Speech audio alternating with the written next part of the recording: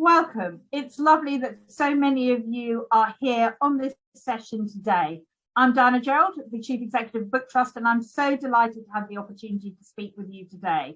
There's going to be a packed programme from my colleagues, but before that gets started, I just wanted to take a few minutes to provide a bit of context about why we're so excited about the new ways we've been working with you over the last few months and will continue to work with you. You'll all know all too well just how challenging it is for children and families today. There's the recovery from COVID, which is not going to happen overnight and we see stretching into the future. There's a significant and ever-growing cost of living crisis affecting so many children and families. And before the pandemic started, there was already a growing attainment gap between those children in most and less disadvantaged, creating a perfect storm for some of the most disadvantaged children and families and communities across England, Wales and Northern Ireland. So it is tough times indeed. Within this context, we all know, you and us, that reading really does have the power to transform a child's life choices. Children who read are happier, they're healthier, more creative, and there's a great deal of evidence about the benefits of reading. Reading also supports improving a child's speech, language and communication skills. It supports their emotional development and well-being and their ability to bond with parents, carers and the other important adults in their life, and it helps children get ready for school. And we can also see that sharing stories and reading has the power to help children engage in the world in which they live, to fire up their imagination and to help them deal with life's challenges. So at BookTrust, our aim is to get every child reading regularly by choice so they can enjoy the life-changing benefits of reading. And we share an ambition with partners like you to give these children the best start in life that we can. Thank you, Diana. My name is Claire Taylor. I'm the Early Years Engagement Manager at BookTrust Cymru. Welcome, everybody.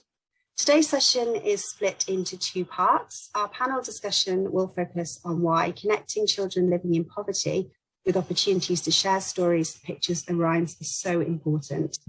And later we are joined by author-illustrators Nick Sharratt and Nadia Shireen, who will be sharing their views on how to get children excited about books and engaging families in reading from an early age.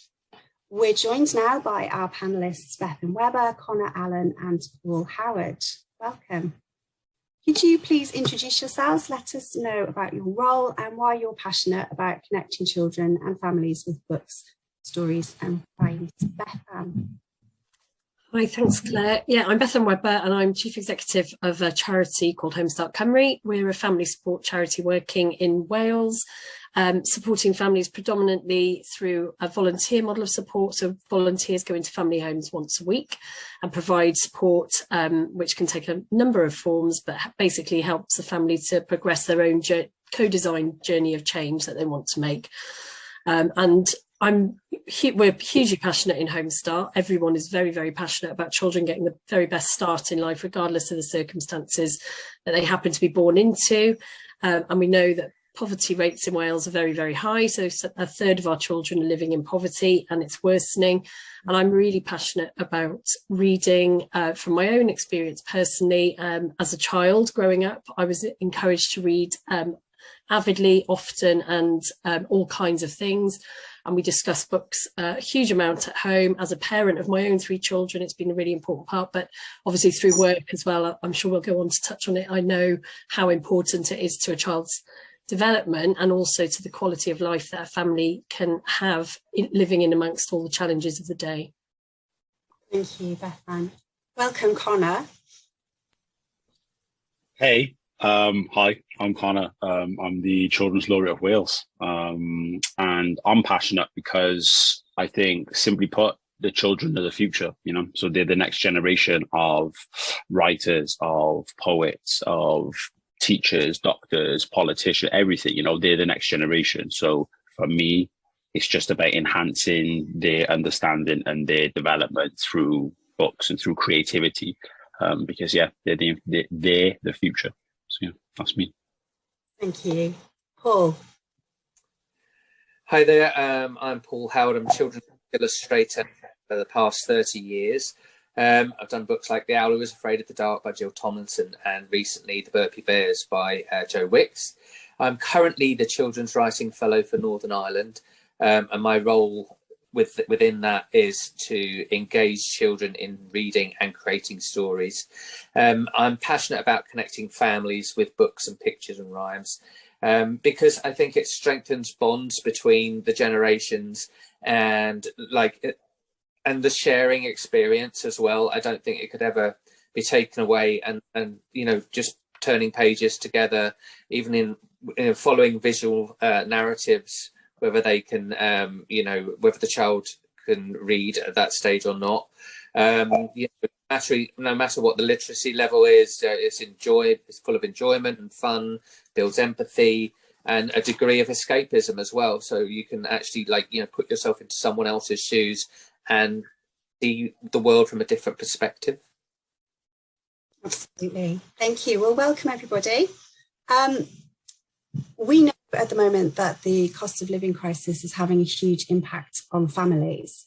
Bethan, can you tell us about Homestart Cymru and how you are supporting families in Wales? Sure. I mean, it's stark at the moment. It's very, very topical. I've been sort of on various events. I was on a cost of living hackathon on Friday, and I spoke to the cross-party group on poverty the week before. It is the biggest issue that we're facing at the moment. It's not a new issue, actually. We're talking about it a lot more because it's affecting more people, and it's affecting people in a way that's worse than it has been. But actually, a lot of the families we support have been struggling with meeting all the basic needs and costs of day-to-day living for a long time. So it's not new, but it is definitely getting worse. And I think the latest Children in Wales poverty survey statistics are quite stark, really, and quite make me feel really emotional, actually, in terms of 90% of the practitioners that responded to that survey said that the situation was much worse. And we know that practitioners are seeing that in our services as well. And it's really affecting them as well. So a lot of our frontline staff, we're hearing a lot about it in health and social care, but a lot of frontline staff working with families that are living in poverty are really, really finding it difficult as well. It's affecting their mental health, and the levels of stress are high. So it's a really, really tricky situation. I think some of the stats that came through that survey are around mental health and the impact of financial pressure on parent mental health. And we know that can have a really strong impact on child mental health. And just some of the stats around education, and children are too hungry to be able to concentrate in school. They're being bullied more because they haven't got the right clothing or the right, it stands out when children are living in poverty. So I think, it's really pertinent to the conversation today, because we're talking about reading as a foundational pillar of children being able to go on and live successful lives. And we're all working hard in our different ways to try and make that a reality for all children. But actually, and with the rate of poverty as it is, it's going to be really, really difficult for children to go on and achieve what they're capable of whilst they're living in the conditions they're living in.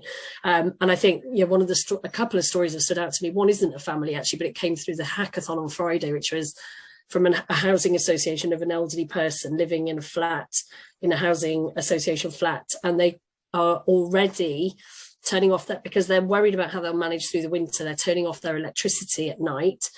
So they're not using lights, they're cooking by candlelight now so that they can save their electricity costs for the real depths of winter.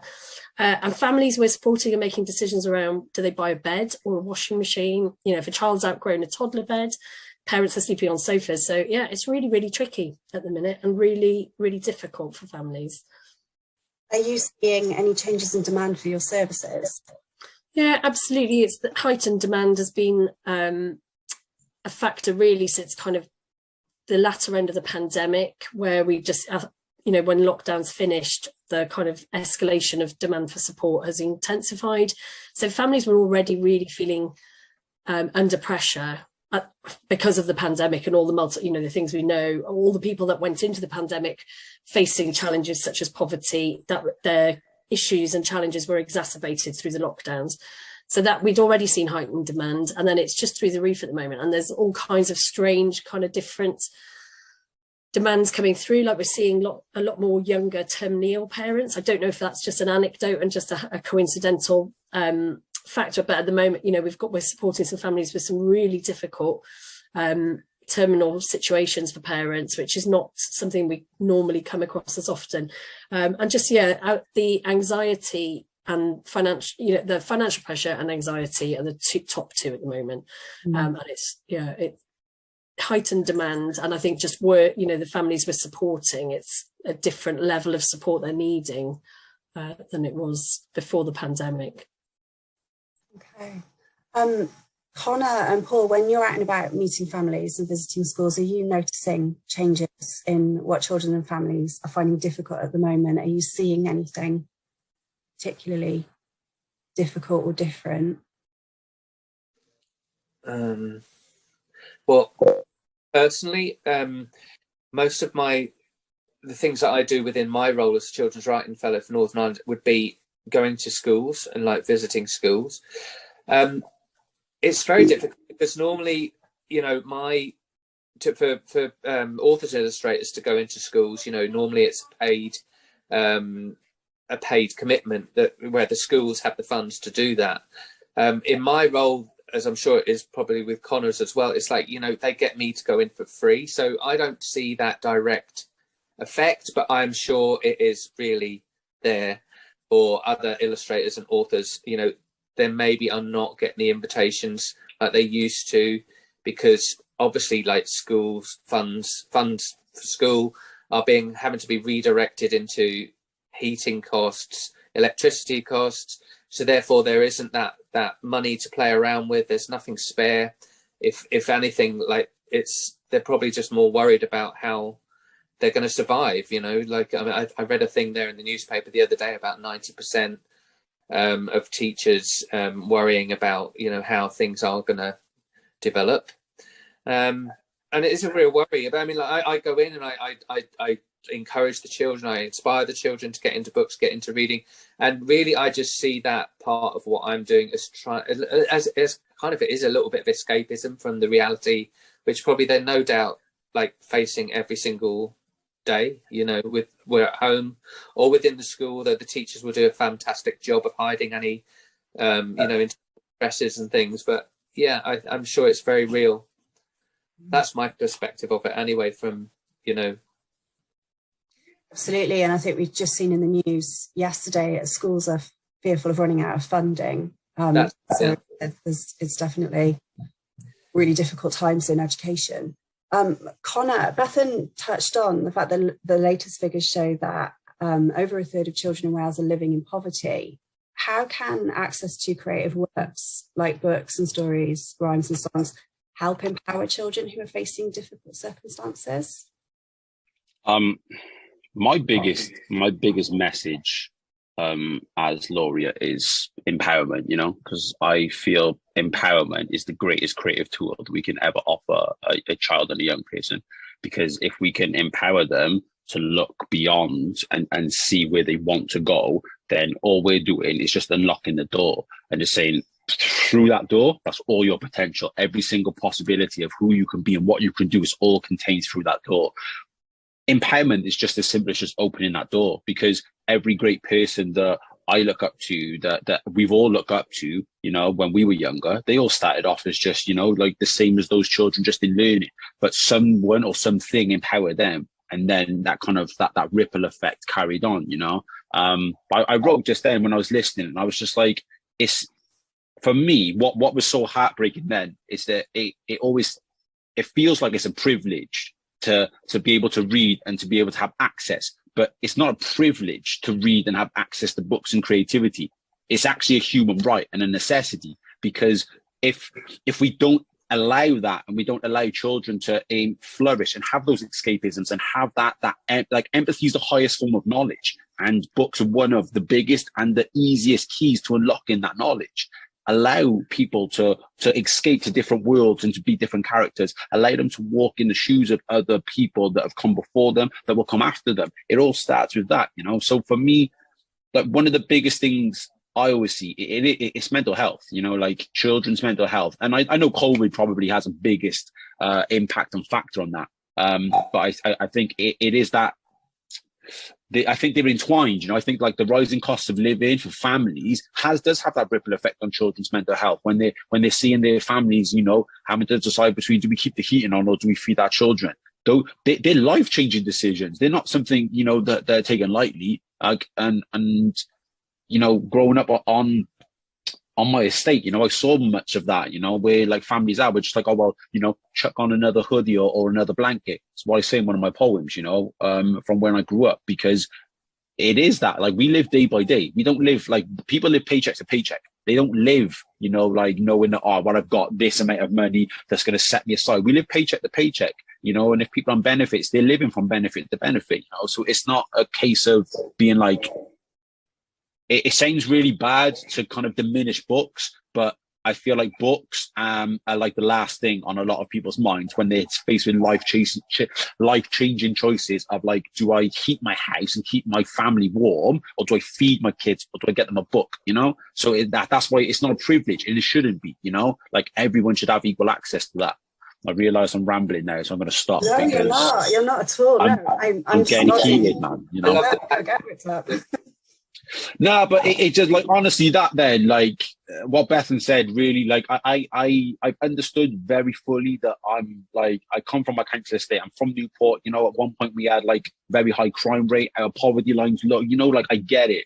But hearing that, it's heartbreaking. And the more children that I meet, you know, the more it is, like, me going in and meeting these children, it's like that little bit of hope that, oh my God, why I can do that. It's empowering them to be like, actually, you can, like, you can use words, you can use your imagination to take you anywhere. But it's like, if imagination is the keyhole, then books and comics and reading is the key, and it unlocks that, and then your whole imagination is there for you to just take it wherever you want to be. Like, I'm a big Marvel fan, you know, I love the Marvel movies, but if we look at Marvel, that's $1 billion empire right now, right? But where do they get, like, and that inspiration comes from Stan Lee and his comics, but even that, you know, that's reading, that's creativity, right? And then you look at they have to get writers on to write those scripts. Again, you know, it's all to do with escapism, imagination, creativity. You have to imagine those worlds. You have to imagine those characters, and reading is it's the easiest key to unlock that door. Absolutely. And that's, hearing you talk about it is really inspiring, because obviously it's how we feel as an organisation, and we want to be able to provide access to books to everyone and not see it as a privilege. It is a right. Paul, you were going to add something to that as well. Thank you, Connor.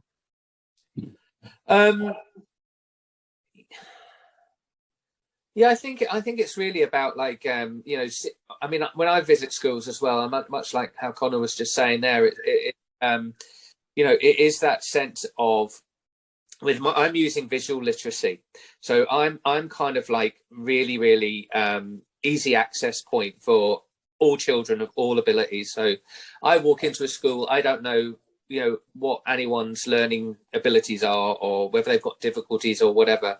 So what I generally tend to do is always look for the child that's always, or a small group of children who look like they really don't want to be there, or look a bit, you know, bored or whatever. And I sort of home in on them and try and get them involved. But with visual, you know, doing visual work with them, give them a character or something like that. Like, say, for example, I might take Plot from The Owl Who's Afraid of the Dark, and I say, well, I've often wondered, you know, what would Plot from The Owl Who's Afraid of the Dark be doing now? You know, has life been good to him? Has he fallen on hard times? Is he living in some mansion in Hollywood Hills, or what? You know, what's become of him? And then, you know, by giving them that sort of format, and then they create this whole world about what's going on now. We've had him, like, you know, turning into some rap superstar, all these sorts of things, and really, and it's really just down to the kids. They steer the ship. So it's like we do several images with just like linking sentences, really simple. So everyone can join in, and then I leave it open to them to sort of do the final piece, the final ending, so they can end it how they see fit. Hopefully, it's like not too gruesome, but yeah. So they do that, and then we just sort of review it all, and it's just like empowering for them to sort of give them that sense of authorship, that they can control things, and that I'm giving them very limited rules. And then within that remit, they're able to create something, and it creates a real buzz amongst them, and within their group. And the teachers often love it, because they normally do their stories, and then they add pictures, like, as an afterthought at the end. So whereas this is taking that in reverse, and it's starting with the pictures, And then it's like, you know, you're devising a character, you're devising, well, who would he hang out with, where would they hang out, all these little silly little variables that you can then create a whole multitude of different stories. And once that imagination, like Connor said, once it's fired, it's like, you know, I think it leaves them with a hunger for wanting more, and it's kind of becomes almost an addictive behavior pattern in a way, because I want the kids to be left feeling good about themselves, and not worrying about the situation they might find themselves in at home or domestically or wherever, at school if they've got bullying going on, but to actually like invest in a character, create a story out of it. All you need is a bit of paper and just fold it up, draw in it, and like, you know, take that character on a journey. How would they deal with a problem that you're presenting them with? And is that something you can reflect in your own life, of, you know, and how it can work and help out with your own mental health? That's really interesting, Paul. I think, Connor, do you do similar work with your creative writing in schools, and how creating your own story can help children make sense of the world around them? Is this something that you experienced when you were visiting schools and settings? Yes, but I think from a very obviously like different lens to Paul. But even what Paul was saying then, I was just like, mate, like that. Obviously, because I trained as an actor, so I was like, the devising. It's really interesting when you look at like there's a practitioner called Uta Hagen who has like, you know, 8 steps to create a character, for example, and it's very similar. See, so that like even with like acting, you have there's still links into like, you know, taking a picture and then creating a world around that, you know, instead of trying to then create the world with the words and then adding pictures. You know, it's such an easier tool to be like, well, okay, who is this character? What are they doing? Who are they meeting? Where, you know, like asking the who, what, when, where, why is so much easier because you have a visual stimulus, you know? But yeah, going back to when I visit schools, again, I think it's all about empowerment for me, in the poetry that I kind of like, I try to do. Like my poetry workshops are always just accessible, not like trying to make them understand that poetry doesn't have to rhyme, but it's like the easiest one. Because as soon as I ask a child, what's poetry? It rhymes. Because that's like, obviously, like we're ingrained. And yeah, like obviously most poetry does. Once you get there, like I'm a big lover of rap music. Obviously the lyricism with rap, it does rhyme and you get to play with words, but that's at this level. Let's start here and work our way up, you know? So one day you can be those lyrical wordsmiths, but let's just play with words. What can words do? But a lot of mine, I just have a simple list poem. It's basically what it's called. And I worked with Christina Thatcher, Sharratt Christina, who's an incredible poet and a lecturer in Cardiff. And we kind of just devised this poetry workshop to make it accessible, you know, and to really tap into what it means to be you. Because I think that is one of the greatest gifts, is understanding that, like, I'm a miracle, you know, like there's 3.2 million versions and opportunities of me being a completely different person during, obviously, like, you know, baby making process. But, you know, I'm here. This Connor is sat here right now. Like, so in a myriad of different versions, there's just me with all my thoughts and the way that I laugh and the way that I tell stories. And it's just allowing that, like, to infect others. So allow children to be like, there's so many people in this world, but there's only one me who loves my mum the way that I love my mum, who laughs at a joke in school the way that I laugh at, you know, and allowing that. And I feel like, through the poetry that we tackle, it all comes from them. What's your favorite put myself on the spot now. What's your favorite season? What's your favorite place? What's your favorite smell? What's your favorite toy? And who's your favorite person? Just 5 things, and we create a poem from that, but it all comes from you. And even though they're all given the same stimulus, you have like 30 different pieces because they've all got different smells. They've all got different favorite people, you know? So it comes from them, and that empowerment to be like, oh my God, it doesn't rhyme. But it tells a story. This is who I am. Simple, you know? And I just feel, so for me, it's always lovely just to see that empowerment and just to see that the encouragement that, like, by the end, they pop their hands up and they want to read their poem because they want it. I'm like, oh, we've got a world premiere here. We've got Bethan's poem. Read your poem, Beth, you know? And it's like, oh, they want to, you know, because it's never before ever been done, you know? So it just shows that the power that words, the power that creativity can have. And like, I truly do believe that, like, creativity is it's one of the most, if not the greatest tool that we possess as human beings, you know, our imagination, because that can take us anywhere. So looking back on what we were just saying about empowerment and creativity providing opportunity, and books and stories and words being, you know, us being concerned that that's starting to feel like a privilege, whereas actually it's a right. We know at the moment the books are a non-essential expense, and what Bethan was telling us about the choices that people are having to make. We know that recent research has indicated that many children don't even own a book of their own at home. What can be done to help children access reading for pleasure when we're in such difficult circumstances? Bethan, what would you advise? Well, I mean, it's so interesting hearing everybody talk, really, and it's amazing. Those children are really fortunate to be getting the experiences they're getting in school with you both, and that's amazing because it is empowering and unlocking their potential. And I think some of the story, you know, we're talking about not being able to afford books as a kind of letting children down, really, in terms of their rights, and they're being let down in lots of, you know, parents are really struggling to meet lots of their children's human rights at the moment, in terms of being, you know, their rights to have a warm house, a warm roof over their heads, and food in their bellies, and of course, you know, if it is coming down to decisions around, can I pay the electric bill, or can I buy food to put in their belly, survival elements of looking at a parent's choices, then books are falling off. And I think what's really interesting is that we talk a lot at the moment in my sector around digital disadvantage, but what we're talking about here really is literary disadvantage, isn't it, or literary inequality. And we're all here because we're passionate about the importance of reading and writing, and that books unlock potential in so many different ways, from fiction to non-fiction. You know, the knowledge that is contained in the infinite number of books that children could have access to is just, it's so important, and we're all behind that. And I think what we've talked a lot, and I'm waffling on a bit here, but bear with me because I will come back to your question. But I'd love to see us, well, we are working hard, and with BookTrust Cymru, on trying to empower parents in this space as well.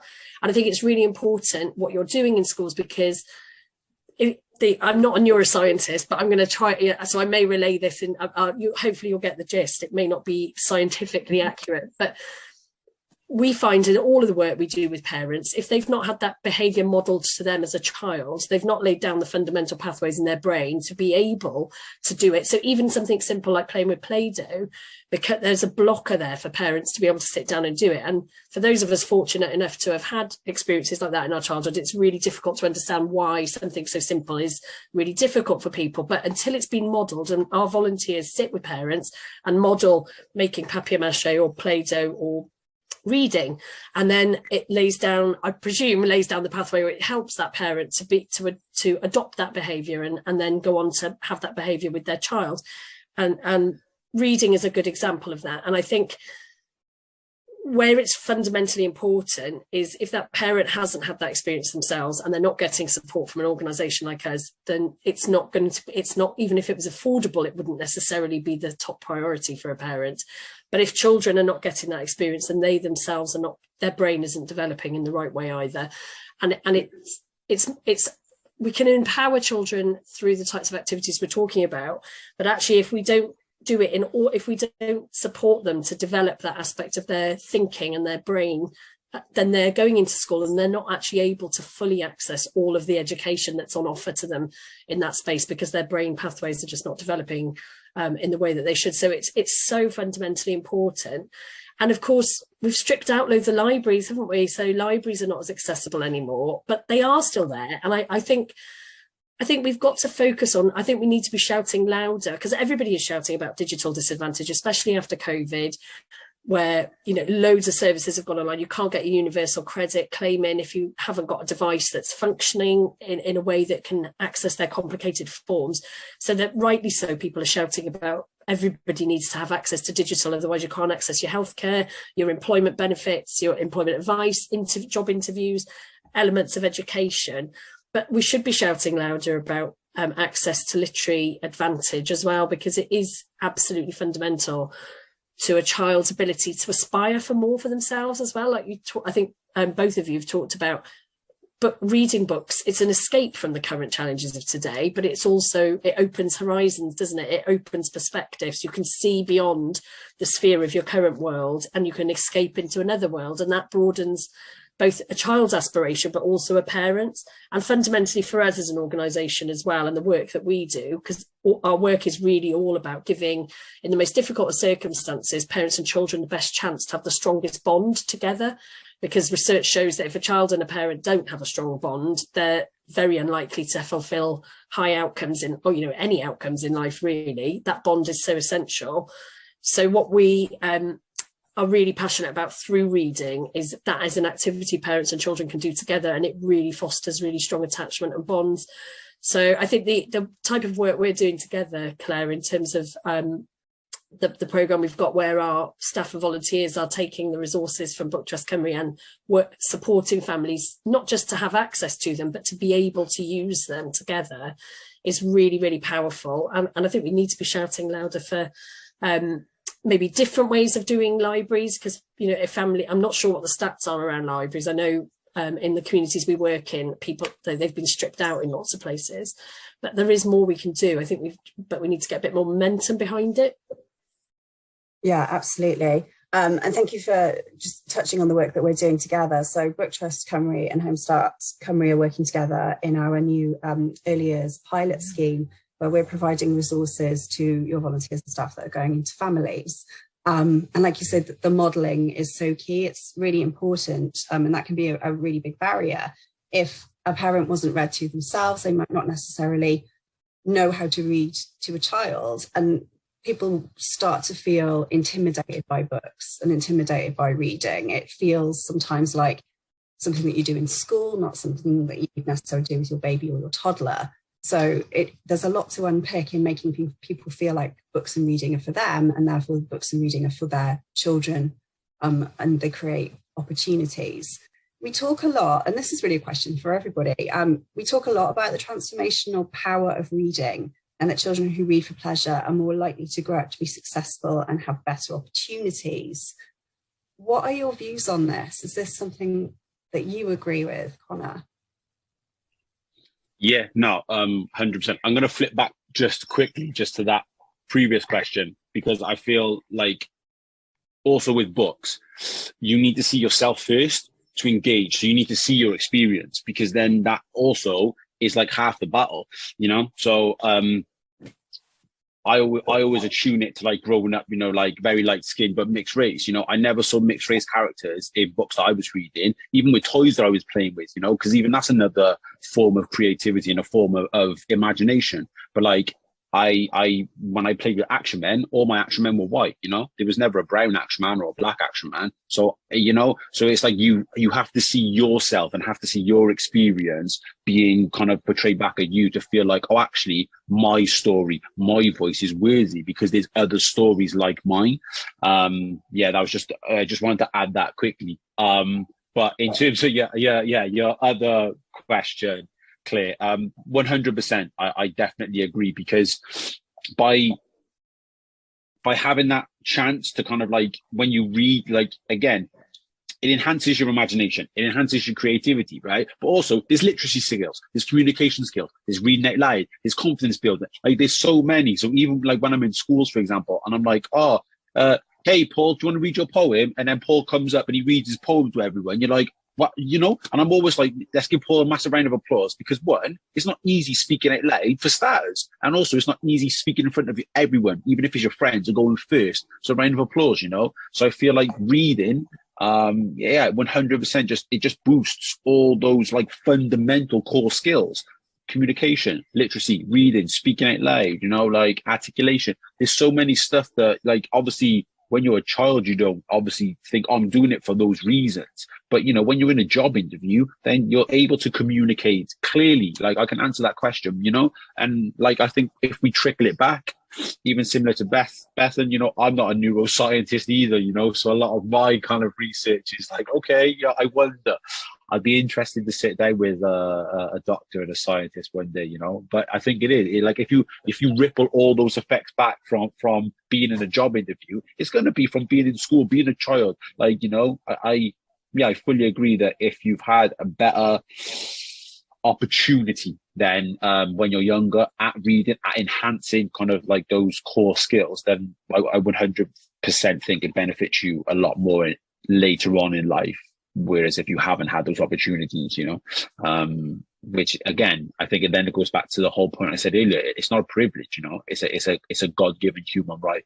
And I think that's what needs to be championed and needs to be safeguarded, is the fact of why is it then that it's only a select few that are allowed access and are allowed that opportunity to develop? Why aren't every child, why isn't everyone allowed the opportunity to flourish and to make the most of the dreams that they have in their head?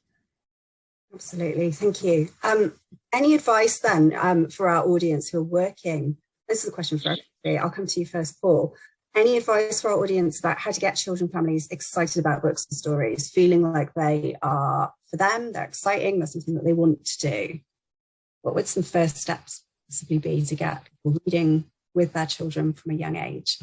Well, I kind of think that depending on the literacy level of whatever the family is and the home environment, there probably is a fear if someone has, say a parent has poor literacy skills themselves. I think they maybe feel quite intimidated by reading and books and going to libraries, because then suddenly you're faced with like a cathedral of books and literature, which can be quite intimidating for some people. So I think just even have like access to some sort of form of reading material or a series of narrative pictures or something, like, even if it was like a comic strip from a newspaper or something like that, anything, but where it's like you could share with a small child and just like follow images or create images, or if you've got any drawing skills, or and just the shared experience, following a narrative, and you can add your own commentary. You don't have to read it, but you can point out little things, or what's this character doing, this little bird here, oh, wonder what he's going to do next, just little things like that to stimulate that whole thing of like turning a page. And I think once that kind of pattern is formed in a young child, then it's like, it becomes an addictive behavior, so they'll want to go back more. And encouragement as well, I think, it's very difficult, I understand, for many parents today, if you've got no money and everything like that, to actually feel even prepared within yourself to feel a little bit more animated version of yourself, because you're probably like really, really ground down with anxiety. So, to actually find it within yourself to be a bit more up with your child and be more sort of positive and encouraging to try and get them. And it's like being an actor in a way, a little bit, but I mean, and I understand it's really difficult. It's a really difficult situation for many people to be able to do that. It's just things like that, maybe even just like looking around domestically within the house. Is there stuff that you can use to simulate? But maybe it's just me because I think creatively, and I understand not everyone's going to think in that same way. So it is difficult. Thank you. And Bethan, just building on what Paul has said, what are your staff and volunteers doing to get children and families excited about books and stories when they're visiting the home?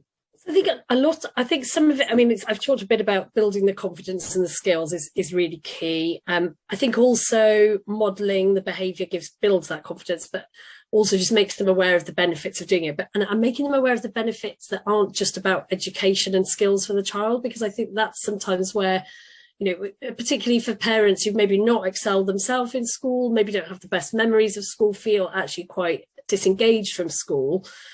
Just putting all of the focus on your child needs to read to be able to pass GCSEs, in 10 years down the line, isn't always going to excite families. But if you talk to them about how it can help strengthen the relationship they have with their child, how it can provide, at low cost, actually, a kind of cozy opportunity to cuddle up and read a book together, that it can provide actually that space where it's not a digital time, for the child's own well-being, they're engaged mindfully in something that isn't just staring at a YouTube video, and actually provides that space for worries and concerns the child may have to come out. Usually they come out at bedtime and you're desperately trying to get downstairs and have dinner, but actually if you've got that quiet space where you're sat with your child reading, that's when some of the stories will prompt things to come out, or even just that calm environment where you're both focused on something allows the child to come. And we have got another program called Big Hopes, Big Futures, which is a preschool kind of school ready program using the sort of sector term, but as well as we focus on things like being able to take your coat on and off and pack your own bag, and for 2-3-year-olds, being able to use the toilet, those kinds of things. But as well, there is a focus on reading, and it's beautifully done actually, because it's, say if you take one example would be, if you take the Hungry Caterpillar book, you can read the book, you can talk about the, broaden, make sense of the world and broaden horizons by talking about the animal and its journey and the creature. But then they go on, so that builds the sort of literacy skills and communication skills, but you can go on then to do modelling of the caterpillar with Play-Doh, it's building your physical fine motor skills, and then go on to perhaps, make caterpillars out of marshmallows. So there's a whole range of different activities that stems from the use of one book that builds skills across the curriculum, the 3 areas of the curriculum, social and emotional. It builds around sharing, so washing hands in between different stages if you're doing some cooking. So it builds a whole range of skills that child can go on and use in the school environment. But actually for the family and for the parents, sometimes it's less about preparing them for school and more about saying, look, you can almost put those worries, you can't put them to the side, but focusing in on this activity together will build that happy hormone. You'll feel better. It's a bit of quality time in amongst the kind of chaos of life. And it's that really matters, because what our families tell us, and what, those of us that have been in families ourselves and through the peaks and troughs of family life and different financial pressures and different pressures that are not always financial, sometimes the hardest bit is finding the quality time in amongst all the rest of the chaos. And that's particularly families where they're working maybe 3 jobs, they're still not making ends meet, they're cash poor, time poor, being able to, they can't really then go out and spend £40 going bowling or to the cinema. But if they can find some activities they can do together and have that we help them, I suppose, find the structure to those activities. There is this reliance on digital, I think, as parents, you want a bit of escapism yourself. It's all too easy to allow the kids just to sit on the devices for a bit too long, and nobody can judge anyone for that. But actually, if there's a bit of structured activity around books that has multiple benefits, but also at the heart of it just makes you feel better as a family, then I think that's how we get people excited. Thank you, Bethan. And just finally, Connor, what advice would you give a family that maybe has a child that is a reluctant reader, a small child that isn't finding books enjoyable or exciting? What advice could you give?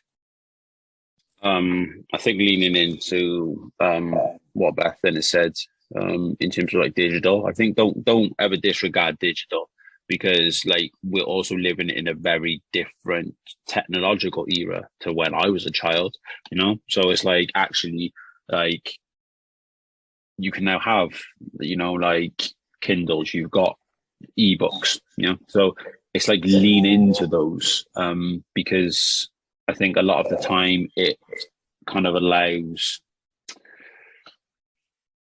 many books are free also, on devices. Like if you go on, even if I went on iBooks now, like there's lots of free children's books, there's lots of free comics, there's lots of free poetry, but and I'm not saying it has to always be free, but it's like don't disregard digital, for example, because even if a child is kind of on a device, like I've got a niece who's as young as 4, and she can literally just flip on an iPad, bam, bam, and I'm like, so it's like children, like the way that they operate technology is a lot different. So don't underestimate the fact that actually, if you give them a digital device to kind of read and engage with, they're going to go with that.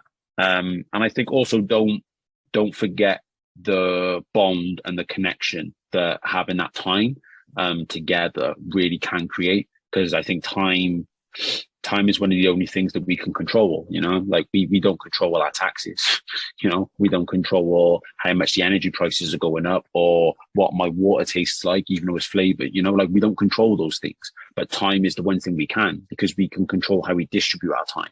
So even if it is just 30 minutes, just reading Peter Pan from a fairy tale book, like it really does mean a lot. And it might not mean a lot there and then, but it's planting those seeds. And I think then over the years, you just water those seeds, and then your child will grow and flourish into being like a beautiful flower. Not saying I'm a beautiful flower, but, like my mum will be proud, so we're all good, But I think it is just about that. I've still got that. I've still got books. 2, I've got an Alphabet Land book which my mum had, and you know, like each letter was a character in alphabet land, and I loved that. And I was like, now that I'm older, I want to read that to my child one day, you know. And I had an old book of fairy tales, which is battered and bruised and sellotape together, but it means something, you know, to me and to the generations that have come before me and will come after me, you know. It's all there in the pages of those books. So I feel like don't ever diminish the connection that you can have by sharing time reading or interacting with stimuluses, because it's, yeah, I wouldn't be who I am today if I didn't, you know. So there's a legacy there that's been laid down and will continue. For sure. That's it. Well, thank you so much for joining us today. We know that times are tough and everyone watching is working hard to support children and families. At BookTrust, we will continue to do what we can do to ensure that all children have equal opportunity to access reading for pleasure and sharing stories together. And I hope we can reflect on some of the things that have been raised today and think about what our part is to play in this, even if it's just, you know, planting a seed, watering a seed and allowing those children to grow. Thank you very much. I'm very happy to welcome Nadia, Shireen and Nick Sharratt, who are joining our discussion today. Nick is our current BookTruster writer and illustrator in residence, and Nadia was also resident in 2017. Welcome. I'm sure that you'll all know Nadia and Nick's work. Most recently, Nadia's fantastic book, Barbara Throws a Wobbler, was adapted into Sarah's Strength for our Ori Drew story programme, and it's also shared with families in our early years storyteller kits. We know and love many of her books, including Billy and the Beast and The Bumble Bear. I'm sure everyone watching today will also recognise Nick Sharratt's distinctive work. Some of our favourites include The Whales on the Bus, Car, Truck, Jeep, and of course the Finger Wiggle series of board books, which we are using in our baby, toddler and storyteller packs. Welcome both, and thank you for joining us today. Hello.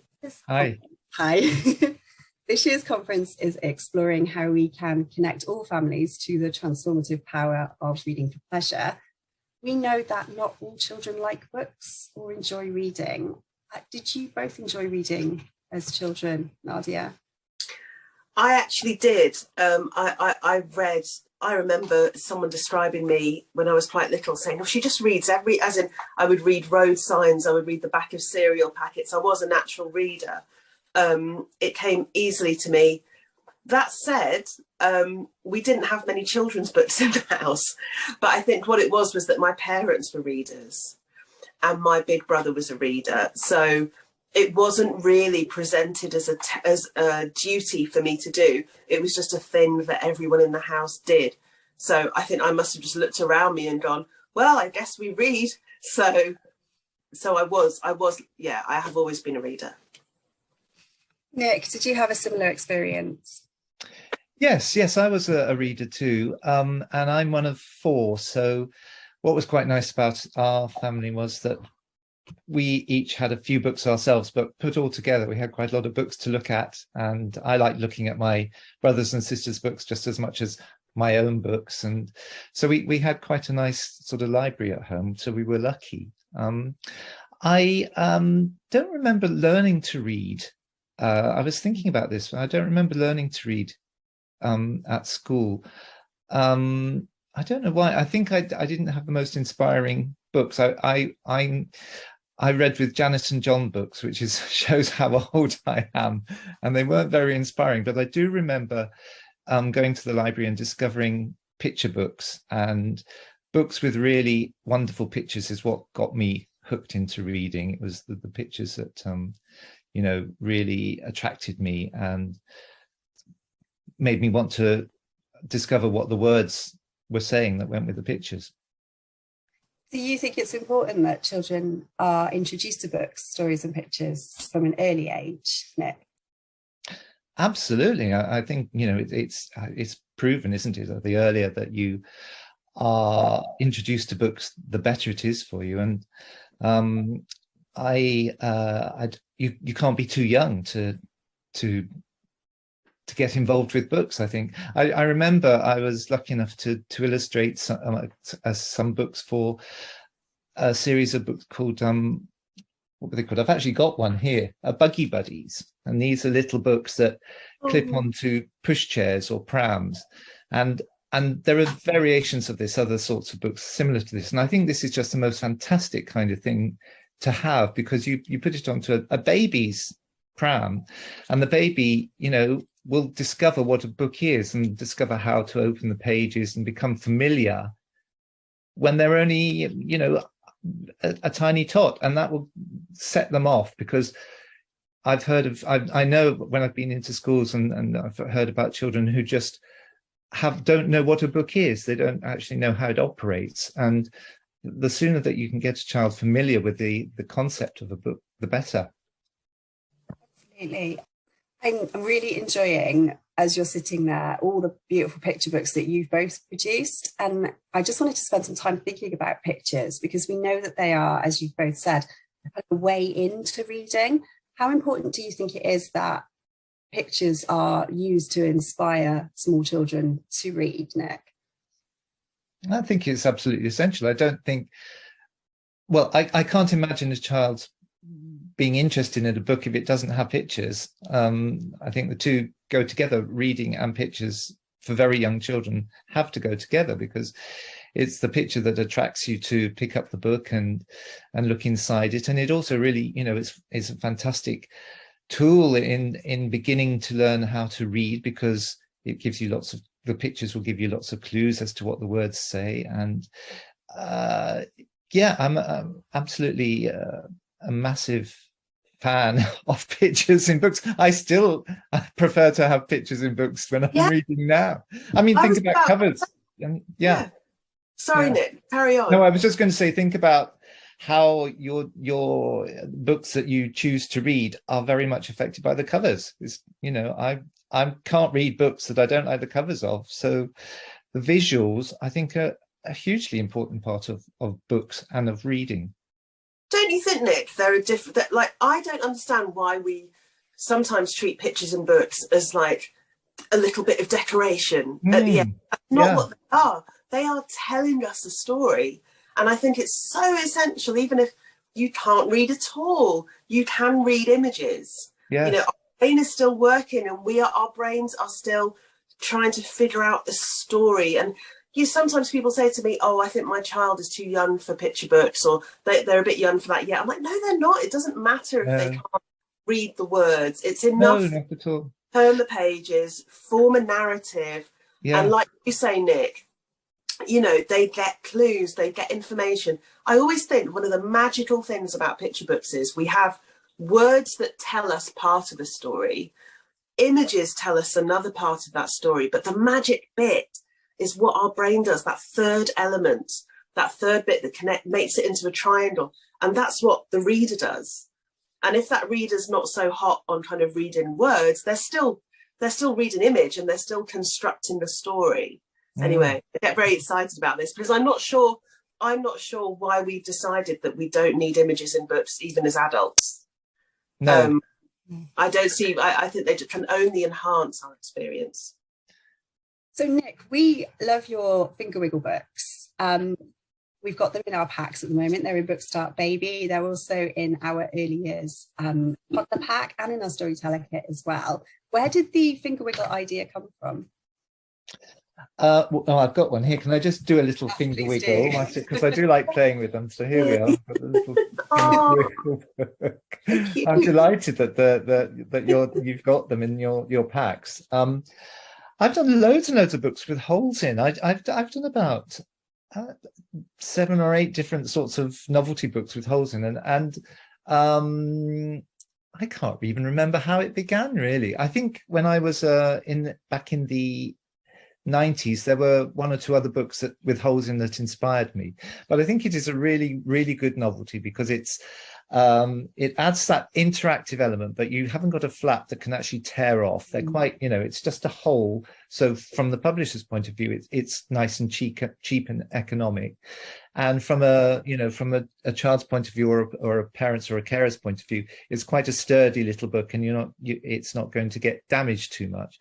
But the interaction, just the kind of the magic by putting your fingers through some holes, is very, very satisfying. So I've really liked exploring what I can do with holes in books, and come up with all sorts of different ways to use them, like Shark in the Park has a hole, and there's a book called Yawn with a nice hole, and it's quite satisfying for the child to, there's something really nice about having a hole in a book. There's lots of things you can do with it. You can go into it, or you can come through it, and I'm a big fan of holes in books. Holes in books advocate. One of the most famous picture books of all, The Hungry Caterpillar, that's got holes in it, hasn't it? Yeah, it has. So they've been around a long time. I'm not the first person to exploit them, but we have enjoyed. We've been out and about observing families working with our packs recently, and we really enjoyed seeing babies just laughing and parents laughing as well with the oh, great. That's wonderful. All the different, even just how amusing the images look when they don't have the fingers through. Yes, yeah. Well, like the fact that they are make quite good eye holes. They do. Yeah. Do you think that having books that make you laugh is important to getting children reading? Nadia, lots of your books have sometimes a little bit of dark comedic quality to them, but do you think in a good way that humour is key in drawing people into wanting to read? I mean, massively. I mean, I it's a funny one. As a book creator, I do very much try and make books that I enjoy. And I do think we also really underestimate children and their sense of humour. Children are hilarious, and not just in a kind of, I think too often we kind of, I say we, me, I'm not sure who I mean when I say we. I suppose I mean others can sometimes really think, oh, let's dumb it down almost to make this funny for kids. You don't need to do that. Children are just really witty and sharp. They see the humour in so much. Slapstick, yes, but loads of other kinds of humour as well. And I think I enjoy pushing that. But if anyone objects to it, it will never be a child. I mean, I sometimes do, when I do events, I say, was that too silly? And the children will go, no, it's not silly enough. Like, they always want to push it. They are hilarious. If you don't enjoy something, why would you do it? I mean, and so I do think making books just really great stories and really funny, that will encourage children to read, because why would they want to read? They don't just want to be told things all the time. And there is room for every kind of book. There are room for books that deal with serious issues, absolutely, and there's room for kind of non-fiction, but there should also be, I do think funny books aren't quite treated as seriously, if that's not too much of a tangle there, as those other books. And it's actually, I think we should really encourage and treat kind of light, funny books quite seriously, because they can really be a gateway for kids. They can really kind of get an unconfident kid, keep them hooked in and keep them interested. I mean, with my own son, I find that he loves comics and he loves really funny books, and he, on occasion he's tried a couple of books and gone, oh, there were no jokes, and he just wasn't interested. And maybe that will come with age, but yeah, for me, it's my approach is I'm more bothered about jokes than I am about any kind of moral message. That might be wrong of me, but that's just my approach. That's how I do things. So yeah, for me, it's really important. Yeah, sorry, I was just going to say, I when I'm creating my own books, there has to be humor in them, because well, I don't have children, but I remember the books that I liked most when I was a boy, and they all had humor. They weren't necessarily, really, really crazy funny books, although some of them were, but they just had a sense of fun and humor about them, and I think that's they appeal to me, and as Nadia says, I think they appeal to just about all children. And also, I think humor, it's when you're sharing a book with humor in it, it's a wonderful sort of bonding thing, and it's a really great form of communication. And if I can just say, just going back to the Holes book, this is another book with holes in called Yawn. And I remember reading this to a group of very young children in a school, and it's a kind of a guessing game. So it's it's kind of guessing who's yawning. It says, Sean gave a yawn while sitting on his mat. Guess who he gave it to? A scruffy, fluffy cat. Anyway, I was reading this to this group of nursery children, I think it was. And I think one of the children had seen that there was a pig later on in the book. And so I was saying, so we got to the, we said, guess who he gave it to? A scruffy, fluffy. And the boy said, pig. And I went, no, it's not a pig, it's something else. And we had a little joke about it. But then all the other kids got in on this. And so whatever the animal was, when it was the next page, and I was saying, cat gave a yawn, as lazily she purred. Guess who she gave it to? A cheeping, chirping. And they all went, pig. And there was this wonderful dialogue that, was so satisfying because we were having a different sort of encounter. We were communicating in a really interesting way. They were having fun with me. Yeah. And they were just determined to say pig each time. And maybe they didn't know about rhymes at all, but there was something else going on there. Yeah. It was a wonderful, the book was a wonderful vehicle to having to discussion and communicating with these children and building up this little relationship for the duration of the book. And I love the way that books can take you on other sorts of journeys that you're not expecting at all. I don't know if that's happened with you, Nadia, when you've been sharing books. Yeah, absolutely. I mean, I love that example that you've just used, because it just shows, doesn't it, that the kids have the wit to kind of run-foot you. Yeah. They knew they were run-footing you. I have that in events for long-winded reasons. I often have crowds of children chanting cheeseburger at me, and it's their joke. They invented that, and it's kind of a thing that's running and running. But I think what you hit upon is really important, is that it's a leveler. And so many times in kids' lives, they are powerless. They're so powerless. And sometimes a book, you get on a level. And that's just as true for, I've been a tired parent, and I'm sure many people watching have been a tired parent or a tired teacher, librarian, and it's a lot. And so if you just sit and do a story, it helps everyone if it's funny.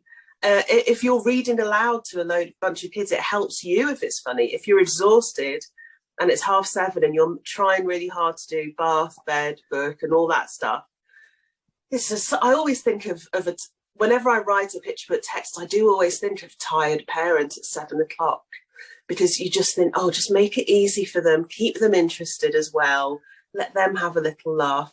That then enhances the whole experience for everyone. For the kid and for what they're sharing with the carer or whoever's reading to them. That didn't really answer your question, Nick, but you just made me think about it with that fantastic story. Yes, I think it's something that children, you feel in control of it, because you decide if it's funny or not. You're actually taking part in the reading of the book, by your reactions rather than just listening sort of passively. And I think that's also the same with novelty books as well, the turning of flaps, the lifting flaps, or putting fingers through holes, or all the different sorts of novelties. It's giving a little bit of control to the child as well, which is really satisfying for them, so they can turn the pages and they can be part of the active storytelling. I think that's so important, looping back to kind of encouraging children to read, or like why, reluctant readers and all the rest of it. Often when I do events, people say, why do you write? Why do you want to be an author? And I say, well, it's a bit like being in charge of a movie or a TV show, and I get to choose the actors and the set design and the music and how it looks. And there's huge amounts of control in that. And I think as a reader, that can also be a thing that you can express, like you can read this and imagine in your head how it looks. And I think that's a really interesting thing you've hit upon, that, kids just don't control much. And books can enable them to maybe have a little bit of control. And I don't know. I think so. I think it's really interesting hearing you speak about the choices you made as an author, Nadia, and also Nick. And we know that books can help children make sense of the world. Have you experienced that yourself, either as any of your personal experiences that you felt like a book helped you make sense of something, or of your own as supported children in understanding what's happening? Is that something that you've experienced? I mean, I think I still get that from books now as an adult. I do think that's a lifelong thing. You know, if I read a novel and it kind of touches me or hits upon an experience I've had or an emotion I've had, it can really help. It can really help me now feel less alone, and kind of think other people have that feeling. Other people have had, you know, had that pain. And I've never really known how to articulate it, but this paragraph has done that. So I still feel that now as an adult. I absolutely think that's something we learn, you know, that children get from books. And I think it's really important in just giving them, or giving us, words or images that we can go back to and go, I remember how that felt. In Barbara Throws a Wobbler, there's a scene where it takes up, you know, a spread, but her ice cream falls off her ice cream cone. And I really lingered on that experience. I don't rush through it. There are kind of 4 pictures of her, you know, it's fallen off and she's just looking at it and then just looking at it. And you can see the emotional reaction building. And that's quite a small moment, but I thought, well, that's a moment that I'm pretty sure quite a few kids will relate to. And they will be able to kind of picture it. Next time something happens like that, they might not remember a paragraph, but they might remember those images and see the emotion building. So I absolutely think books are essential at kind of giving us a visual and linguistic kind of way to understand how we're feeling. Can I just tell you a really, really lovely story about You Choose? I was sent a message, and I'm sure the mother wouldn't mind me repeating it, but I was sent a message, and she said, when my little boy was 4, we were looking at You Choose, and he looked at the jobs pages and he saw the ballet dancer, and he said, I want to do that. And so the mum took him found a dance class nearby, and so he went off to dance classes. And she'd sent me the message because he's now grown up and he's just gone off to study ballet in the United States, and it all began with oh my god! And which is the most touching thing I think I've ever heard. But it was a lovely story. But it's a, you know, that's the possible potential magic of being exposed to pictures and situations that are new and exciting in books, and that that can give you dreams and inspire. And so, you know, children need to have access to that kind of thing, to have those kind of opportunities. That's such a lovely story. I love that. Yeah, that's gorgeous. So, as you said, children need to have those opportunities, and supporting families on their reading journey is one of the key things that we do at BookTrust, and trying to get children to have access to books, to start reading early. And we know that people watching are working really closely with families who might find that something that they don't feel is for them. How can we, or what can we do to support families to find books and reading enjoyable? How can we make people feel that, you know, let's start enjoying this? What might some first steps be? I guess that you know, libraries are just a fantastic source of getting books. And to encourage people to go into libraries, families into libraries, is key, I think, because especially, you know, books are quite expensive things, and you can go into a library. In my library, you can borrow 40 books at once, even from the children's department. So it's a fantastic resource. But I kind of think that maybe, I know there are links between libraries and schools and playgroups and nurseries, but maybe they, you know, that could be strengthened perhaps, and it could be, you know, absolutely part of going to school is that you learn about going to the library, and perhaps you do actually go to the library, and it's just something that's kind of, you know, part of school life, is a connection to the library, that you know that it's a resource that is a really fantastic thing to go to. I remember when I had my little boy, he's not that little anymore, but you know, I had a really tough birth with him, and it was a very dark time. And you know, that we don't, I mean, often people don't talk about the kind of isolation of being a mum with kids, and it can be, I can remember just the walk from my flat to the library, which wasn't very far, but it was really tipping it down. And I had to get the courage, muster the courage to kind of get my baby that I was still unsure about quite what to do with him. And it's like, go to the library. It's like, why? He can't read. He's like 9 months old. It's like, go to the library. And just getting him in all the gear, getting the pushchair down the stairs, going, you know, walking through the rain to the bus stop. I know it sounds quite like a thing I could do quite easily now. At the time, it's not easy. No. It was really hard. And I remember getting to this library and it was shut. Oh. Just crying. But I suppose I tell that story because, and then I did try again and I went, and yes, he was too small to read anything, but actually it was really nice just to be in a room somewhere with some different faces and just to sit in a circle, and there was someone doing some kind of singing, rhyming class, and I was just so tired because I'd been up since 4 a.m. and I just felt like weeping. But I could sit there and he could sit there and grab a maraca or something. Now, there's nothing really going on with picking up a book and reading, but you're in the environment. And then for the few minutes after that rhyme time's over, maybe the kids are crawling about a little bit and grabbing books off the bookshelf and kind of falling into a beanbag. That's all really important. I know it kind of doesn't sound quite as formal as going into a library, picking out a book and taking it home. But these things really take time. And I think I totally, you know, I think sometimes we can forget, or I had forgotten until that point, how intimidating libraries can also sometimes be for people who don't normally visit them. And I'm a very, you know, library literate person, but even I found it intimidating. And even I found it quite difficult those first few times as a tired new mum. And I'm sure people watching this know that very well because they're familiar with libraries and they see tired parents coming in.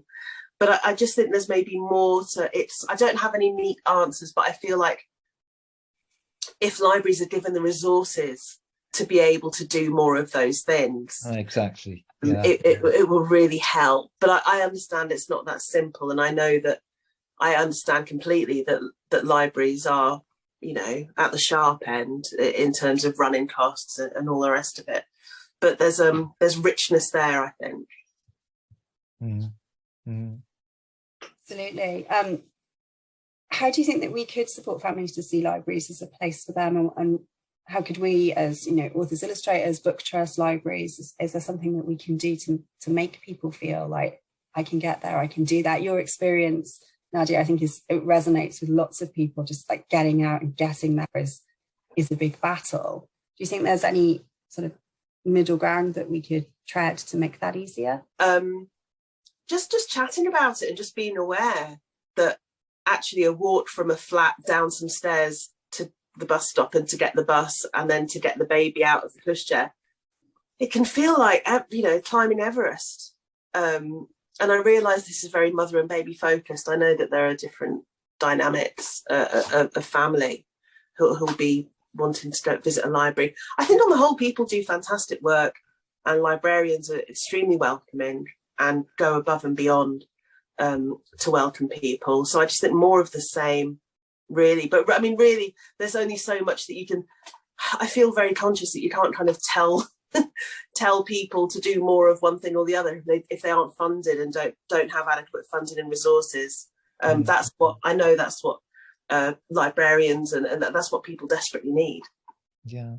So what advice would you give to families who feel intimidated by books and reading? What would you say is the first thing that they can do to maybe feel like, what's the first step that I can take to get my toddler reading, to get my baby reading? Nick? Well, there are all sorts of books, and there are lots of books that really aren't intimidating or difficult. And maybe you're, you know, not the greatest reader yourself, but there are, I know I keep going on about picture books, but honestly, there are some fantastic picture books which are really easy to share because they don't have many words at all. They've got, you know, you can have books with too many words sometimes if you're not that keen on reading, but there are some fantastic books with just a few words on each page, or maybe no words at all. I've just discovered, whilst I'm being the writer in residence, a fantastic selection of books with no words at all. So you can just look at the pages, and you can talk about the pictures, and you can have a conversation about the book, and you are the kind of the storyteller. You don't have to follow the words. In fact, you don't have to follow the words with any book, really. If you choose, you can do what you want with the story, can't you? You can, I bet, Nadia, have you ever shortened a story when you were reading a story? Oh, I mean, yeah, absolutely. So you can do a bit of editing on yeah. for sure. And books don't have to be very long either. You know, there are lots of books that are quite short, manageable stories. And also, going back to the interactive books, flap books, there's no rules with a flap book, and there are lots of really lovely flap books. You can use them any way you like, so you don't have to, you know, go along with any rules, and you can still have lots and lots of fun with them, and feel in control of them.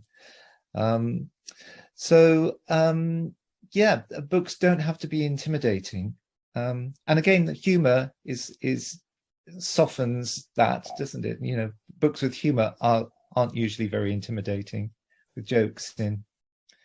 I think the word you used there, control, is really important. Often I'll overhear maybe parents in a bookshop or in a library, oh no, you don't want that, it's too babyish. Oh, you're too old for yes. Yeah. Oh no, don't yeah. have that. You know what? Let those rules go. Let them all go. It doesn't matter how old the child is. If they're 12 and they want to read a picture book, that's fine. Absolutely, absolutely. If they're 3 and they pick up a non-fiction book that's all photos, that's fine too. If they're a boy, they pick up a book with a pink cover, that's fine. Like, we just need to let go of these rules, and also, you know what? I mean, this might be a terrible thing to say. If they love a cartoon on telly and there's a slightly badly written cartoon book about that cartoon, doesn't matter. Like, let them pick it up and read it. I think the minute we start putting restrictions on a child picking up any book, we are in trouble, because you just want them to, you want kids to know that there's this huge, amazing, brilliant kind of sea of stories that they can just splash about in, and we don't want to stop them at any point. So I would just urge, I would urge adults to allow kids to explore and for them to take control. If they're not interested in a book, they'll put it down really quickly. But I think once a kid gets a taste for that autonomy and a taste that they can choose, I think they'll get really excited by it. I hope, anyway. Fantastic advice. Thank you. Well, thank you so much for joining us today. If you'd like to hear more from Nick, please follow our social channels, where he'll be sharing some more fantastic work throughout his residency. Check out Nadia's socials to find out more about what she's up to, and for updates on the next exciting Grimwood book. Can't wait to see that one. I'm sure we're all feeling really inspired to continue sharing stories and pictures together and supporting families to do the same. And thank you for a really fantastic and interesting discussion. Thank you. Thank you. Thank you. Thank you for joining us today. We hope that you found these sessions inspiring and useful, and that you can take away some advice and insights to support your work. Join us tomorrow for 2 more webinars. At 10 a.m, we will be discussing the latest plans for Big Welsh Rhyme Time 2023 and showcasing some of our partners using the new Bookstart toddler packs. Then at 1:30, we'll be sharing some fantastic hyperlocal initiatives and the work they are doing to support their communities. We know that times are difficult, and we appreciate all the hard work you do supporting families and children in your communities. Please do stay in touch by following our Facebook and Twitter feeds, or you can email us at booktrustcymru@booktrust.org.uk. This session has been recorded and will be circulated soon. Thank you.